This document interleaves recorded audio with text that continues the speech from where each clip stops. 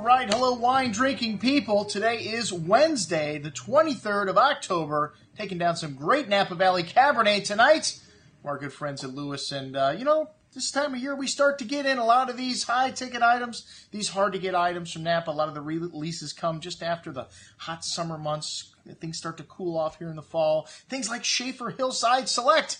Every year our allocation goes down on this wine, but hey man, we have got a lot of Shafer to sell, and everything these guys make is fantastic. Hey, we remember the days when they made a Chardonnay that wasn't so good, but what did they do? They went out and they bought land in Carneros, developed a vineyard site. And these guys, since the late 70s, have been pioneers in the Stag's Leap District, before the district even existed, and John Shafer left the publishing business in Chicago to start a more rural lifestyle with his family, and it's great to see this winery still family-owned. Doug has been in charge here. Well, since he left his winemaking post in 1994, he was the winemaker after completing UC Davis winemaking school, and, Doug, I have to say, as good as the early wines were, Elias's wines really hitting the stride. Some of the best wines they've ever made at Shafer. And, Doug's still involved in the blending, and Elias and Doug, great friends.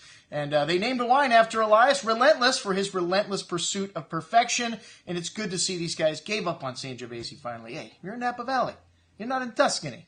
And the Firebreak wine no longer being produced. But like I said, everything at Shafer is at the top level of quality. You will not find a wine in this lineup that you're going to open and go, I like this better. I like that better. Well, you might. The Merlot, one of my favorite Merlots coming out of Napa Valley, one of the best values in the lineup.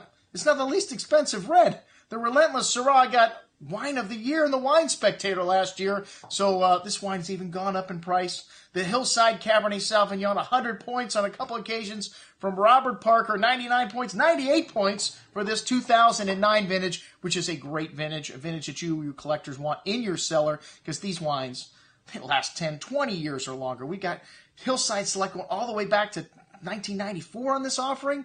Well, they started making it, they made a reserve wine in 82, and I believe the first vintage was either 83 or 84 of Hillside, and we tasted almost every release, or pretty much every release here. We even had Doug in to do a cellar collector's dinner where people brought one bottle of Shafer Hillside Select from their cellar, and we had 10 vintages of Hillside in no time. This is a wine that many people that love California wines collect, and I apologize. We only have 12 bottles to offer you this year, but one of the greatest wines in Napa Valley, always gets big press from all the critics, and you better respond to this one if you want to get your 09 Shafer Hillside Select. But hey, we've got plenty of older vintages of Hillside Select here at or about the price of the current release. Try the 1998, cheaper than the current release. This wine drinking at its peak.